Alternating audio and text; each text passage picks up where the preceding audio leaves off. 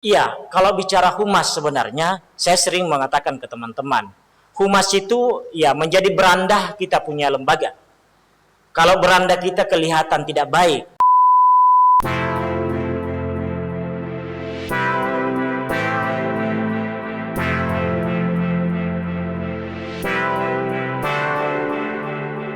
Ya, Assalamualaikum warahmatullahi wabarakatuh, sahabat Bawaslu dimanapun berada.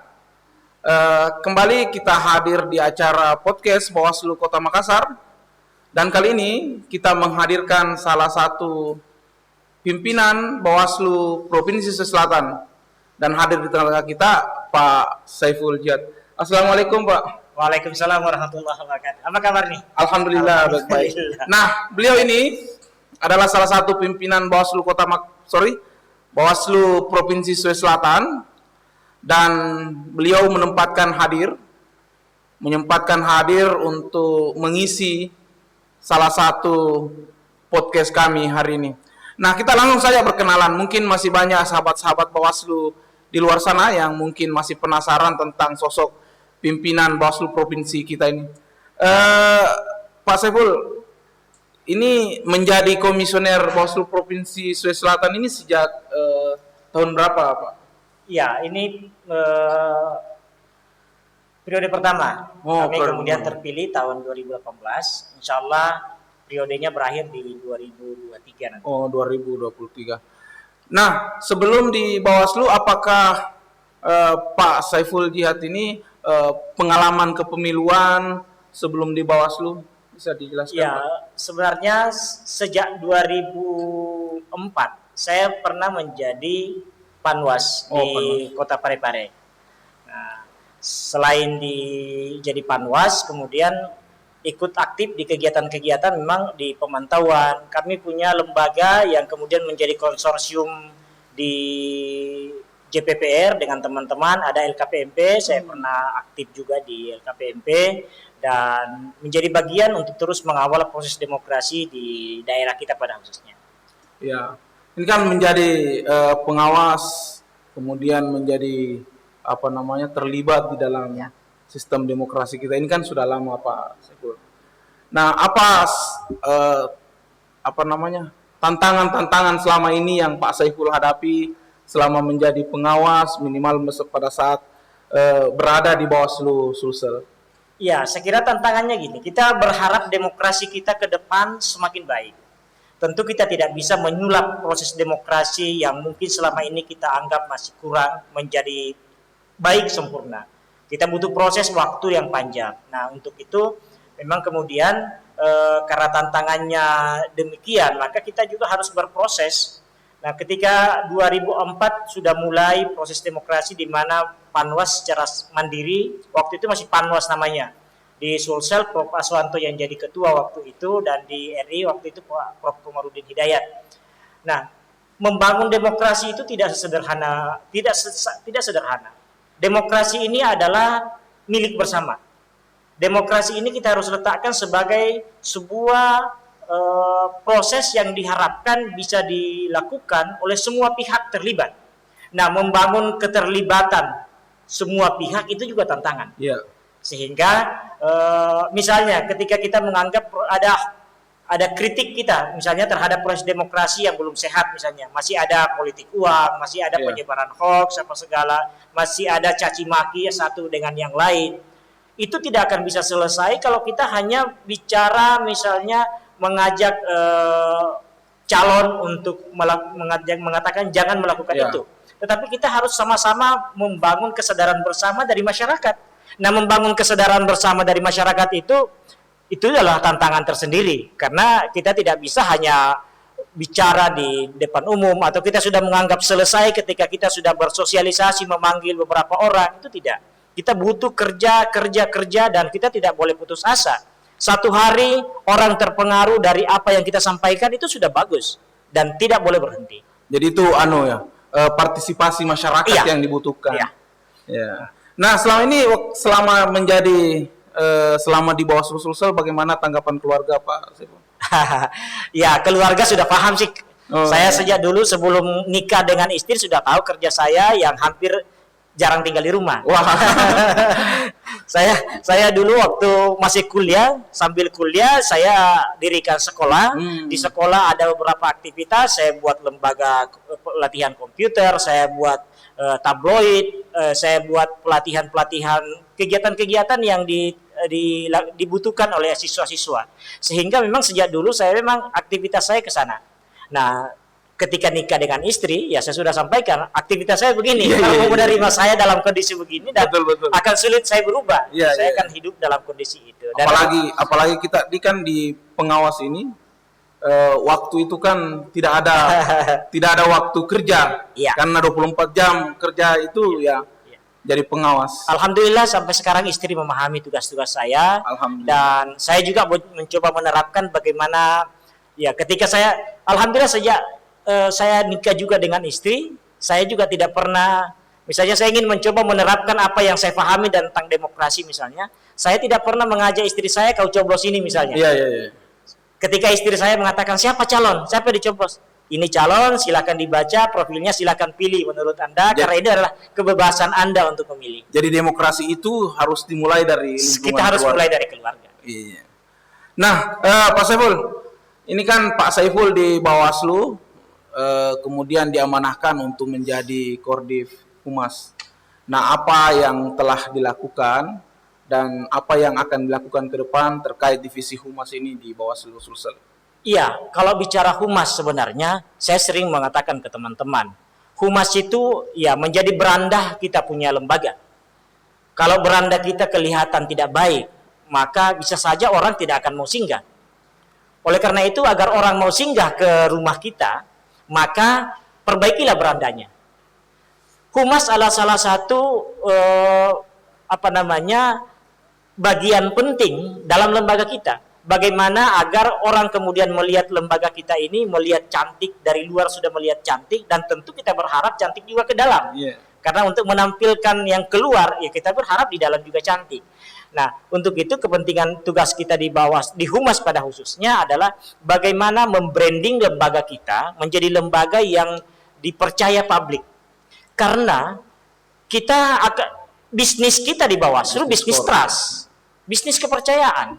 Nah, bagaimana membangun kepercayaan agar hasil pekerjaan kita dipercaya, maka kita harus menempatkan lembaga kita dipercaya.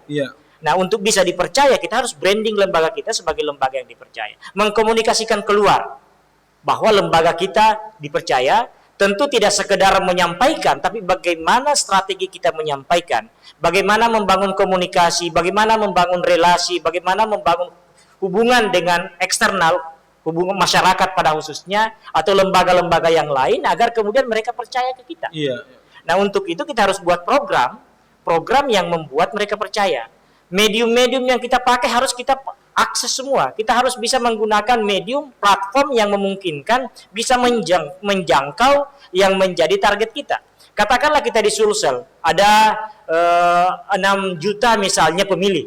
6 juta pemilih. 6 juta pemilih misalnya. Berarti itu kan target yang kita harus menyampaikan informasi kita.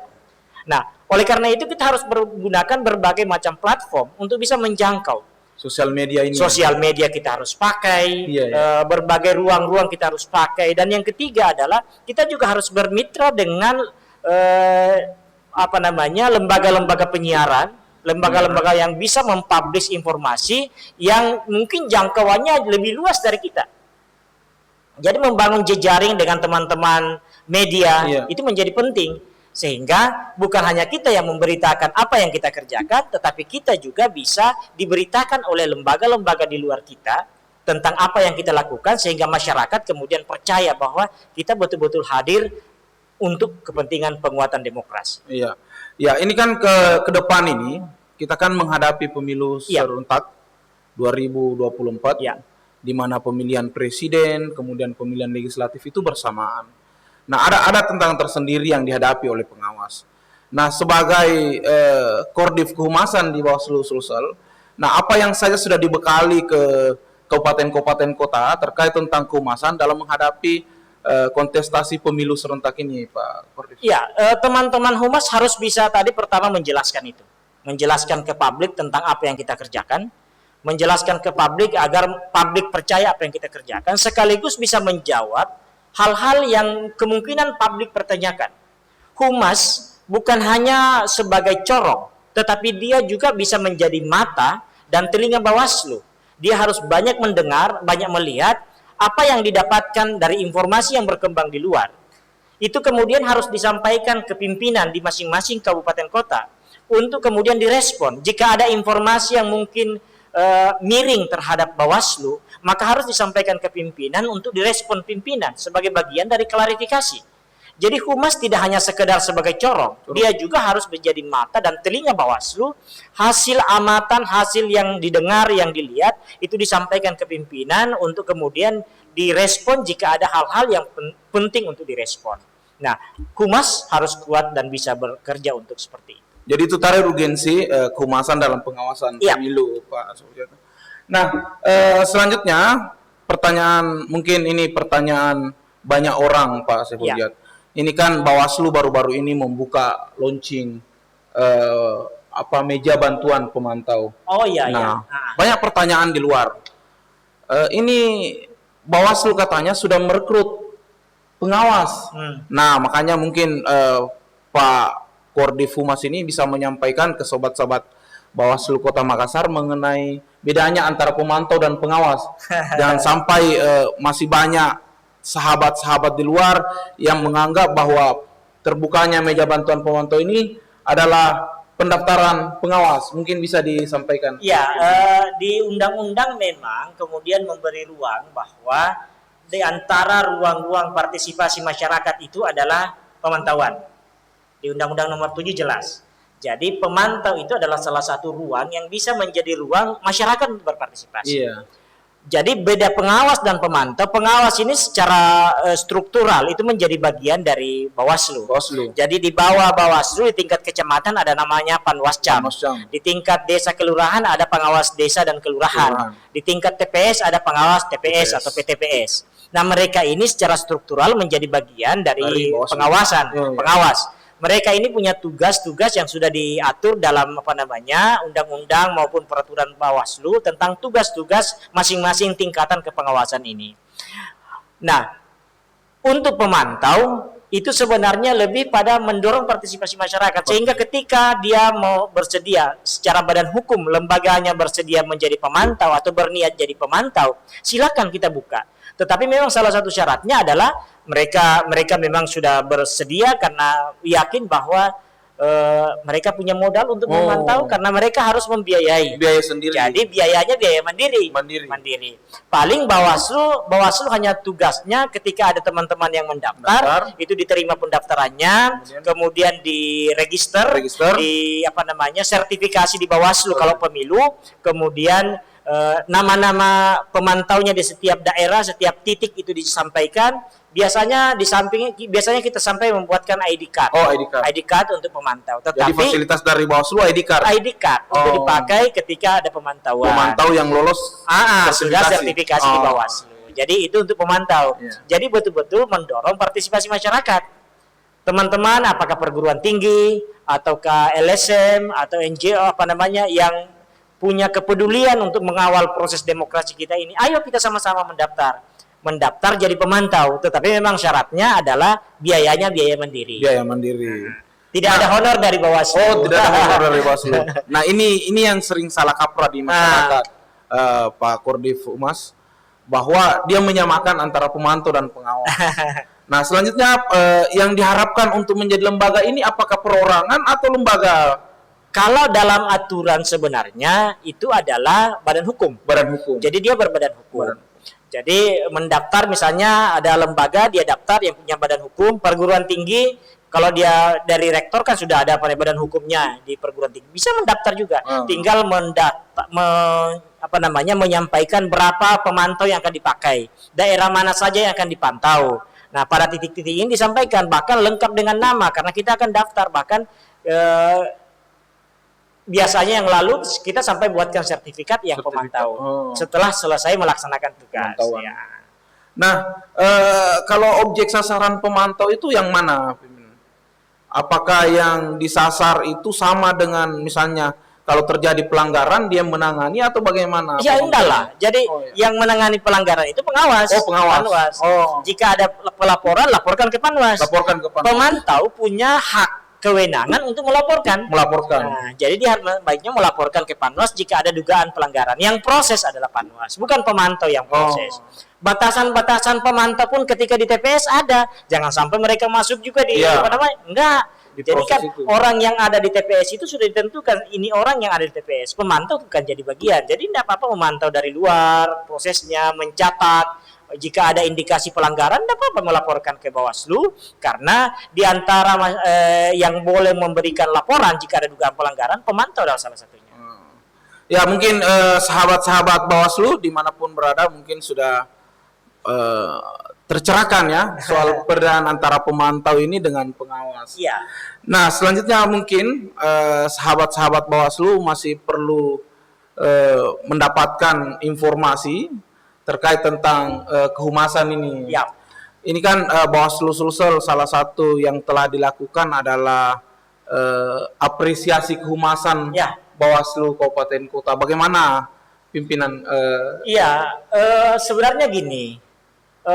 Dalam teori apapun sebenarnya untuk memacu semangat kinerja kita, pendekatannya ada dua biasanya, punishment and reward. Punishment. Nah, jadi itu adalah salah satu cara untuk mendorong orang, memotivasi orang agar bekerja maksimal. Maka kami menggunakan pendekatan memberi apresiasi. Apresiasi itu adalah bagian dari upaya kita untuk mendorong semangat teman-teman di bawah, bahwa apa yang dikerjakan teman-teman itu kita apresiasi. Pada prinsipnya setiap manusia butuh apresiasi. Setiap kerja yang kita lakukan, kita selalu butuh apresiasi, sekecil apapun itu. Apresiasi yang diberikan akan memotivasi kita. Ternyata pekerjaan saya ini dinilai oleh teman-teman. Itulah kemudian saya biasa di akun-akun teman-teman, apakah di YouTube, di Instagram, di Facebook, berusaha setiap hari membuka, dan kalau tidak sempat memberi komen, minimal melike. Karena menurut saya, adik-adik kita yang bekerja setengah, ya saya bisa bayangkan, saya juga kadang bekerja, membuat player satu saja, itu membutuhkan energi, pemikiran, dan kreativitas. Nah, adik-adik kita yang membuat itu harus diapresiasi dong. Secara kelembagaan, maka kami buat namanya forum apresiasi kinerja teman-teman kehumasan yang kami lakukan tiap 3 bulan. 3 bulan. Ya, insya Allah dalam waktu dekat ini kita akan sampaikan lagi untuk kinerja mulai April, Mei, Juni. Ini untuk 24 kabupaten kota. Untuk 24 kabupaten kota. Dengan demikian maka kami berharap teman-teman di bawah ini termotivasi, saling Fastabikul khairat, berlomba-lomba pada kebaikan. Ini kan hal-hal yang baik. Nah, agar mereka ada termotivasi berlomba-lomba untuk menghadirkan yang terbaik bagi lembaga kita. Betul. Nah, sobat Bawaslu di manapun berada, tak terasa kita sudah sekitar 20 menit, kurang lebih 20 menit. Mungkin ada closing statement, Pak Saiful? Ya, sahabat-sahabat sekalian dan para pemirsa yang saya hormati, demokrasi ini adalah milik dan tanggung jawab kita. Kitalah yang diberi tanggung jawab, bertanggung jawab untuk memastikan proses demokrasi kita berjalan sehat, berintegritas, bermartabat. Kita tidak bisa hanya mengharapkan penyelenggara bisa menyelesaikan masalah ini. Penyelenggara, peserta, masyarakat, stakeholder lain punya tanggung jawab yang sama untuk menghadirkan proses demokrasi yang sehat. Bagaimanapun kerjanya penyelenggara, jika peserta kemudian menghadirkan proses yang tidak sehat, maka demokrasi kita juga akan tercederai. Bagaimanapun usaha kita jika pemilih masyarakat tidak ikut serta mengawal proses ini dan memastikan prosesnya berjalan sehat, itu juga akan tercederai. Politik uang tidak akan terjadi tanpa adanya ketika mereka yang jadi peserta atau mereka yang jadi pemilih tidak terlibat untuk mengatakan bahwa ini hal yang biasa. Ketika sama-sama mengatakan bahwa cara ini adalah tidak benar, maka saya yakin tidak akan ada proses transaksional dalam sistem pemilih kita. Oleh karena itu, mari kita sama-sama rawat demokrasi kita pelihara demokrasi kita kuatkan nilai-nilai demokrasi kita dengan sama-sama mengawal proses pemilu yang lebih baik dan lebih berintegritas. Ya, Sobat Bawaslu dimanapun berada, podcast kita akhiri mungkin sampai di sini. Menarik gitu ya. Iya. Diskusi kita. Terima Mudah-mudahan kasih. banyak ruang-ruang kita buka diskusi dengan melibatkan teman-teman yang lain. Terima kasih Pak Kodir. Jadi mungkin kita akhiri podcast kita hari ini. Ya. Terakhir Pak Kodir, kami biasa dalam mengakhiri podcast kami selalu ada salam awas dan tagline dari Bawaslu. Saya kira ini penting. Jadi bukan sekadar tagline, Siap. tetapi pesan bahwa Bawaslu tidak akan bisa merawat proses demokrasi ini tanpa keterlibatan masyarakat. Dan karena hanya di Bawaslu yang bisa ditegakkan keadilan, maka masyarakat juga harus bersama-sama Bawaslu untuk menegakkan keadilan. Yes. Mungkin kita bisa bersama-sama. Oke. Ya. Bersama rakyat awasi pemilu, bersama Bawaslu kita tegakkan keadilan pemilu. Salam awas. Assalamualaikum warahmatullahi wabarakatuh.